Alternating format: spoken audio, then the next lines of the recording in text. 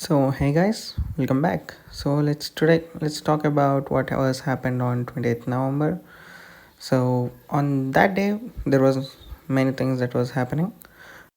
So on that day CME group has been halted. All the futures and options trading because of a serious technical glitch at their data centers. The pause has affected a global network of the market. Like waking up at the morning and seeing the markets at the same point is something like that. So on the day that was happened, so what do I do is into six parts. So first one will be why the halt. So why the halt? CME Group halted all the futures and options trading after a serious technical glitch struck at their primary data centers, not the main one but the primary one. So that's why it's not that much problem which we can see, but the data center was the real case where we can see all the stuff and like that, and every trading and everything will be there, like instrument will be right there. So all the markets has been stopped right there. And now second, what was affected? So what was affected was the distribution has been paused. Major future contracts, option linked to these futures, global liquidity pools depended on CME's pricing, routing for brokers, institutions, and algorithm trading systems. Like many of the brokers, like what do we say? Like many brokers has been stopped right there. Like at the same point on the gold, it was like many spreads came, like way more than you think. And now third one, why this matters. So why this really matters, because CME markets worldwide lose their reference prices. This affects the hedging strategies, overnight positions, margin requirements, volatile expectations, algorithm, and highly frequency trading systems. When the CME has been stopped, like many of the hedging, like many has been went on the loss. Like many of the stop losses has been hit, many has been done because of the spreads and every overall stuff. So now let's talk about what next for traders and CME.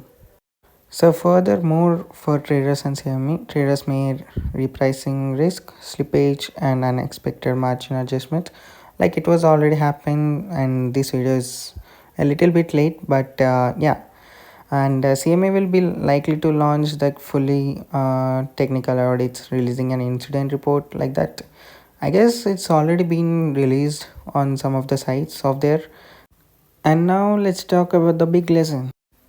So the big lesson will be like if we trade on our strategy also, like overall things like strategy and win rate and everything also, there will be many things that happens on the markets, like about the system. There are many things that can mess up, like now. So there are many more things we can think of like this, because when you like when you if we have our money on the markets, like on the crypto side or like that stuff, it has been already liquidated. Some of the members, when they keep NSL, it has already been liquidated.